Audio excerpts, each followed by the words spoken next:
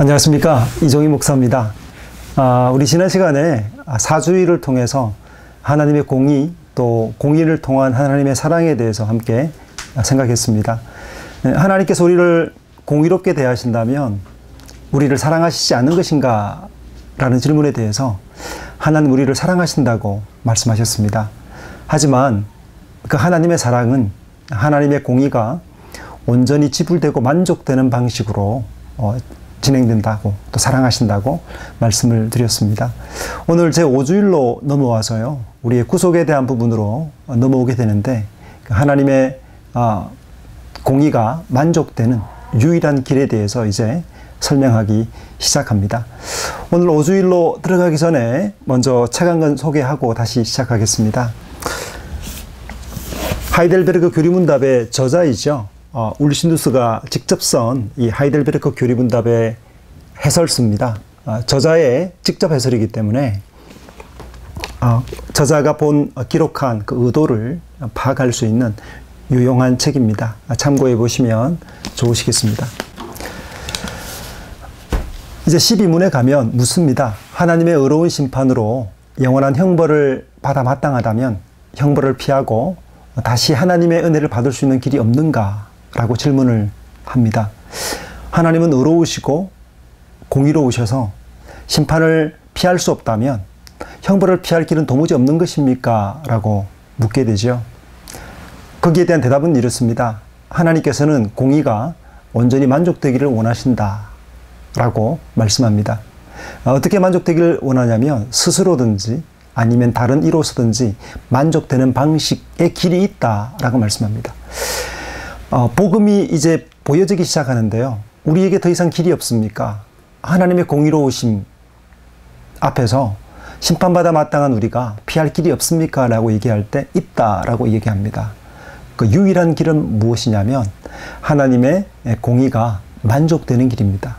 그러니까 하나님의 앞에서 범한 죄에 대한 모든 죄의 형벌과 보속이 이루어지고 치루어지는 방식, 그것이 스스로 치르든지 아니면 다른 사람을 통해 치르든지 치루어져야 한다고 이야기합니다.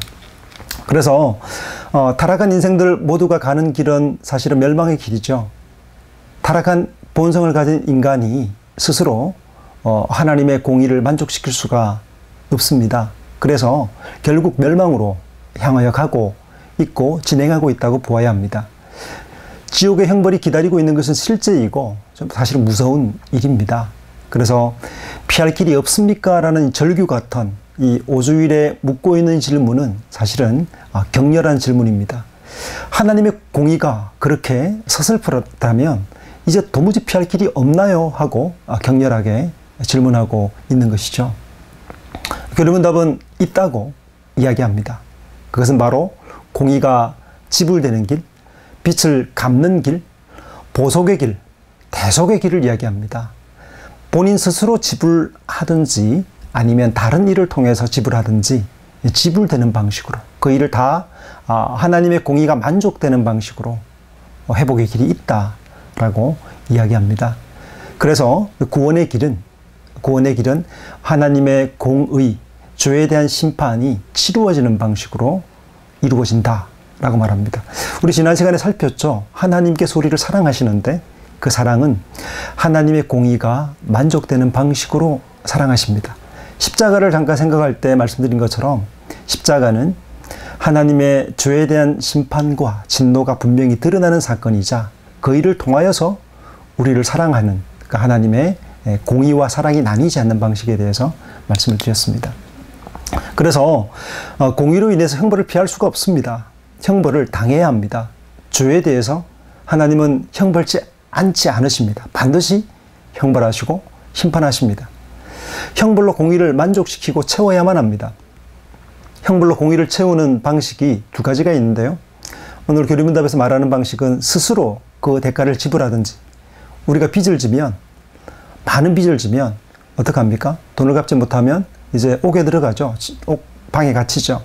마찬가지로 하나님 앞에서 범죄한 것에 대해서 우리가 갚지 못하게 되면 하나님의 영원한 심판과 형벌을 받아 지옥에서 영원토록 스스로 치르는 방식이 있습니다.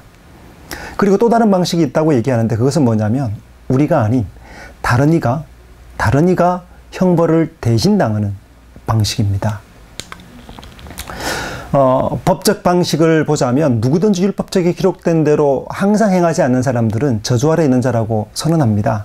그래서 법에 따라서 영원한 저주와 형벌을 받아 마땅한 것이죠. 하나님께서 스스로 그 일을 감당고자 하는 사람들에게는 영원한 형벌을 피할 수가 없는 것입니다. 하나님께서 유일한 길을 내셨는데 그 길은 뭐냐면 다른 이가 그 형벌과 그 책임을 대신 짐을 통해서 대신 만족시키는 방식입니다.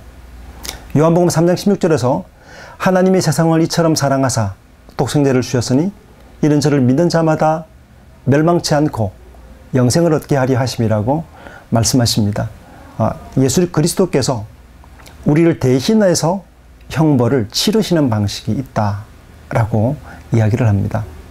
죄와 사망에서 우리를 건지시기 위해서 대신 보속하시고 구속하시기 위해 형벌을 대신 담당하시는 방식이 있다라고 얘기를 하고 있습니다.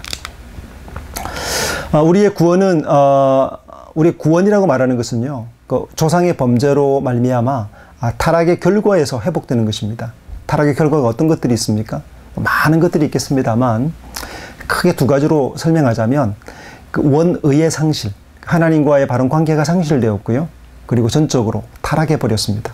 모든 방향에 대해서 하나님을 향하여 하나님과 관계 속에 선을 향하며 살 수 없는 결과를 맞이하게 되었습니다.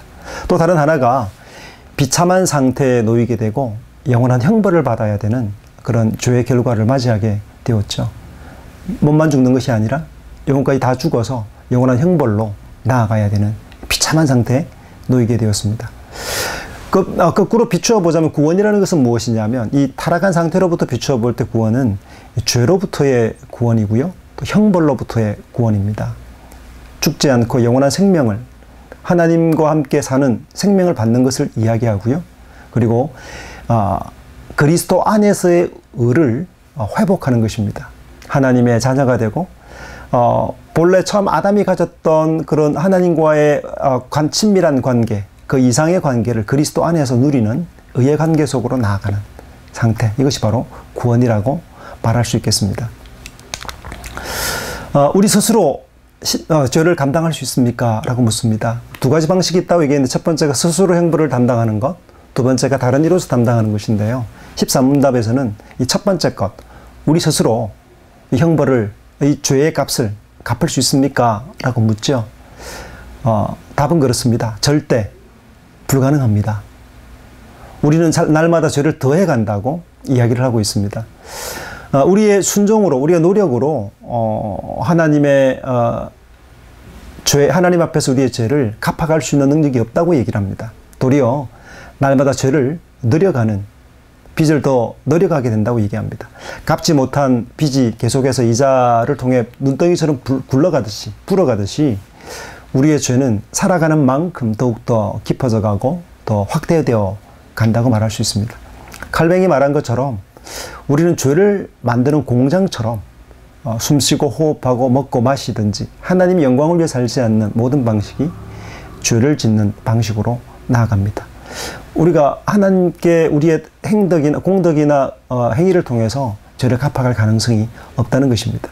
우리 스스로 이 형벌을 피할 수 있는, 또 멸망을 피할 수 있는 길이 없다라고 얘기하는 것이죠. 그렇다면 곧 다른 이가, 우리를 대신할 다른 이가 필요하다고 말씀하고 있는 것입니다.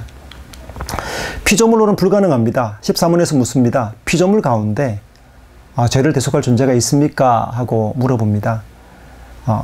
그래서 대답은 이렇습니다. 사람 외에 다른 피조물로 심판하기를 원치 않으신다. 불가능하다라고 얘기합니다. 유한한 피조물로는 완전한 하나님의 요구를 만족할 수 없기 때문입니다. 동물의 희생제사들이 있죠. 동물의 피는 대속의 필요를 보여주는 상징이자 예표이지만 이 동물의 피가 우리의 죄를 사하지 못합니다. 사람이 스스로 그 일을 마땅히 치러야 합니다. 대신 담당할 인생이 그러나 없죠. 모두가 죄인이기 때문입니다. 외계인으로도 천사로도 안 됩니다. 진노 감당이 불가능한 것이죠. 유일한 길이 있는데 그것은 바로 하나님의 공의를 감당할 수 있는 유일한 길이 있는데 그 길은 바로 참 사람이어야 되고, 나중에 또 살피겠습니다만 참 하나님이셔야 된다고 얘기합니다. 우리의 노력으로 또 우리의 수고로 율법을 준행함으로 감당할 수가 없습니다. 그런 의미에서 보자면 어떤 율법주의나 아니면 펠라기우스주의나 세미펠라기안주의 혹은 알미니안주의 같은 우리가 하나님의 구원하심에 하나님 앞에서의 의를 이룸에 있어서 우리가 뭔가 보탤 것이 있다라고 얘기하는 것은 참 나쁜 교리가 됩니다. 나쁜 가르침이 됩니다. 왜냐하면 사람의 힘으로 하나님의 의를 만들어내거나 생산해내거나 제작할 수가 없기 때문입니다. 그것이 불가능합니다. 사람의 힘으로 불가능하기 때문입니다. 구원의 유일한 길은 모든 죄에 대한 완전한 보속, 완전한 형벌의 대가를 지불하는 방식으로야 가능하기 때문인 것이죠. 그래서 찾아야 할 중보자가 그럼 어떤 사람입니까? 어떤 분입니까? 어떤 중보자여야만 우리를 온전히 대속하고 형벌을 담당하심으로 우리를 구속하실 수 있는 분이 되십니까? 어떤 구속자여야 되나요? 15문에서 묻고 있습니다. 그분은 참 사람이셔야 되고 의로운 사람이어야 한다고 얘기를 하고 있습니다. 사람이 사람을 대신한다 하더라도 그 사람이 의로운 사람이 아니라면, 죄인이라면 자신의 죄도 감당하지 못하는 존재가 어떻게 타인의 죄를 사할 수 있도록 공덕을 더할 수 있겠습니까? 불가능합니다. 사람의 공덕으로 다른 사람에게 나누어 준다는 어떤 성인, 거룩한 사람들의 공덕으로 을을 나눈다는 거 불가능합니다. 사람은 죄인이기 때문입니다. 참 사람이면서 죄 없는 사람이 필요합니다. 동시에 참 하나님이셔야 된다고 이야기합니다. 우리와 동일한 몸과 피를 가진 참 사람일 뿐 아니라 율법의 요구를 감당하실 수 있는 의로운 사람이셔야 됩니다. 더불어서 모든 진노를 감당하고 모든 다른 사람들에게, 자기에게 속한 사람들에게 그 의를 나누어 주실 수 있기 위해서는 참되신 하나님이셔야 합니다. 하나님의 진노를 사람이 감당할 수 없죠. 그 형벌에 대한 완전한 요구를.